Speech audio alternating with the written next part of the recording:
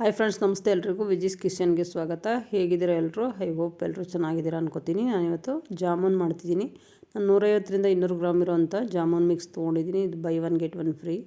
ಒಂದು ಮಾಡಿ ತೋರಿಸ್ತಿದ್ದೀನಿ. ನಾನೀಗ ಇದಕ್ಕೆ ಫಸ್ಟು ಸಕ್ಕರೆ ಪಾಕ ರೆಡಿ ಮಾಡ್ಕೋತೀನಿ. ಸಕ್ಕರೆ ಪಾಕ ಮಾಡ್ಕೊಳಕ್ಕೆ ನಾನೀಗ 1.5 ಲೋಟದಷ್ಟು ಸಕ್ಕರೆ ತೊಗೊಂಡಿದ್ದೀನಿ. ನೀರು ಕುಡಿಯೋ ಲೋಟದಲ್ಲಿ ಸ್ವಲ್ಪ ದಪ್ಪ ಸಕ್ಕರೆ ತೊಗೊಂಡ್ರೆ ಅಷ್ಟು ಗಲೀಜಿರಲ್ಲ. ತುಂಬ ಸಣ್ಣ ಸಕ್ಕರೆ ಆದರೆ ಗಲೀಜಿರುತ್ತೆ. 1.5ರಿಂದ 1.25 ಲೋಟದಷ್ಟು ಸಕ್ಕರೆಗೆ ನಾನು 2.5 ಲೋಟದಷ್ಟು ನೀರು ಸೇರಿಸ್ಕೊಂಡಿದ್ದೀನಿ. ಇದು ಸರಿಯಾದ ಅಳತೆ. ಈ ಥರ ಮಾಡಿದ್ರೆ ನೀಟಾಗಿ ಬರುತ್ತೆ ಜಾಮೂನು. ಈಗ ಸಕ್ಕರೆ ಕರಗೋಕ್ಕೆ ಗ್ಯಾಸ್ ಮೇಲೆ ಸ್ಟವ್ ಅಂಟಿಸಿ ಇಟ್ಟಿದ್ದೀನಿ. ಅದು ಸ್ವಲ್ಪ ಸಕ್ಕರೆ ಹೋಗಿ ತಳ ಸೇರ್ಕೊಂಡ್ಬಿಟ್ಟಿರುತ್ತೆ. ಹೀಟಾದ ತಕ್ಷಣ ಏನಾಗುತ್ತೆ, ತಳ ಸ್ವಲ್ಪ ಕಚ್ಕೊಳ್ಳುತ್ತೆ. ಹಾಗಾಗಿ ಈ ಥರ ಸ್ಪೂನಲ್ಲಿ ಒಂದೆರಡು ಸಲ ತಿರುಗ್ಕೋಬೇಕು. ಅದು ಕುದಿಯೋಷ್ಟರಲ್ಲಿ ನಾವೀಗ ಜಾಮೂನ್ ಮಿಕ್ಸ್ ಏನಿದೆ ಅದನ್ನು ರೆಡಿ ಮಾಡ್ಕೊಳ್ಳೋಣ. ಕಲಿಸ್ಕೊಂಡು ಈಗ ನಾನು ಅದನ್ನು ಒಂದು ಬೌಲಿಗೆ ಸೇರಿಸ್ಕೊತಾ ಇದ್ದೀನಿ. ಈಗ ನೋಡಿ, ಇದು ಸಕ್ಕರೆ ಕರಗಿದೆ. ಇವಾಗ ಇದನ್ನು ನಾನು ಶೋಧಿಸ್ಕೊತೀನಿ. ಒಂದು ಸ್ಟ್ರೈನರ್ ತೊಗೊಂಡು ನೀಟಾಗಿ ಶೋಧಿಸ್ಕೊತೀನಿ. ದಪ್ಪ ಸಕ್ಕರೆ ಆಗಿರೋದ್ರಿಂದ ಅಷ್ಟು ಗಲೀಜಿಲ್ಲ. ನೋಡಿ, ನಾನು ನಿಮಗೆ ತೋರಿಸ್ತಿದ್ದೀನಿ. ಈಗ ಅದೇ ಪಾತ್ರೆನ ಮತ್ತೆ ತೊಳೆದು ಶೋಧಿಸಿರೋಂಥ ಸಕ್ಕರೆ ಪಾಕ ಏನಿದೆ ಅದನ್ನು ಇದಕ್ಕೆ ಹಾಕಿ ಒಂದು 5ರಿಂದ 10 ನಿಮಿಷ ಚೆನ್ನಾಗಿ ಕುದಿಸ್ಕೋಬೇಕು. ನೋಡಿ, ಕಲರ್ ಚೇಂಜ್ ಆಗ್ತಿದೆ. ಮೀಡಿಯಮ್ ಫ್ಲೇಮಲ್ಲೇ ಇಟ್ಕೊಂಡು ನೀಟಾಗಿ ಕುದಿಸ್ಕೋಬೇಕು. ಅದು ಕುದ್ದು ರೆಡಿ ಆಗೋ ಅಷ್ಟರಲ್ಲಿ ನಾನು ಜಾಮೂನ್ ಮಿಕ್ಸ್ ಏನು ಬೌಲ್ಗೆ ಹಾಕ್ಕೊಂಡಿದ್ದೆ ಅದಕ್ಕೊಂದು ಚಿಟಿಕೆ ಉಪ್ಪು ಸೇರಿಸ್ಕೊತಿದ್ದೀನಿ ಫ್ಲೇವರ್ಗೆ. ಸೇರಿಸ್ಕೊಂಡು ಇದಕ್ಕೇನು ಜಾಸ್ತಿ ನೀರು ಬೇಕಾಗಲ್ಲ. ಕಾಫಿ ಲೋಟದಲ್ಲಿ ಒಂದು ಲೋಟದಷ್ಟು ನೀರು ಸೇರಿಸ್ಕೊಂಡು ನೀಟಾಗಿ ಕಲಿಸ್ಕೋಬೇಕು. ಸ್ವಲ್ಪನೇ ಹಾಕ್ಕೊಂಡು ಕಲಿಸ್ಕೋಬೇಕು. ಸ್ವಲ್ಪ ನೀರು ಜಾಸ್ತಿ ಆದರೆ ಮತ್ತು ಆಮೇಲೆ ತೆಳುವಾದರೆ ಚೆನ್ನಾಗಿ ಬರಲ್ಲ. ಆಮೇಲೆ ತುಂಬ ಗಟ್ಟಿಗಾದರೂ ಜಾಮೂನ್ ಒಳಗಡೆ ನೀಟಾಗಿ ಬೇಯಲ್ಲ.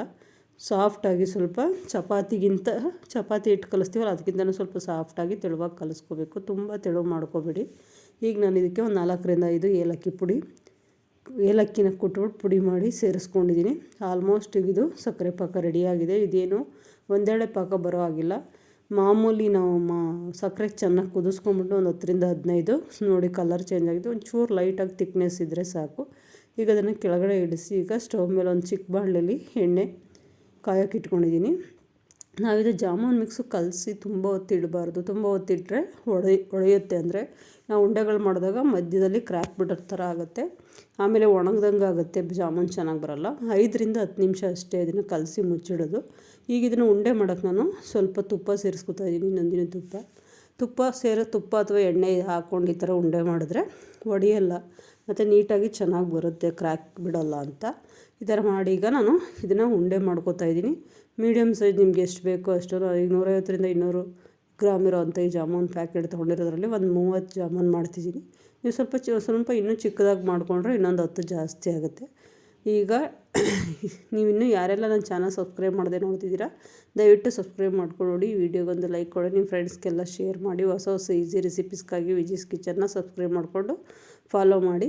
ಇವಾಗ ನೋಡಿ, ನಾನು ಎಷ್ಟು ಸೈಜಲ್ಲಿ ಅಳತೆಯಲ್ಲಿ ಯಾವ ಗಾತ್ರದಲ್ಲಿ ಮಾಡಿದ್ದೆ ಉಂಡೆ ಅನ್ನೋದನ್ನು ತೋರಿಸಿದ್ದೀನಿ. ಅದನ್ನೀಗ ಎಣ್ಣೆಗೆ ಹಾಕೋತಿದ್ದೀನಿ.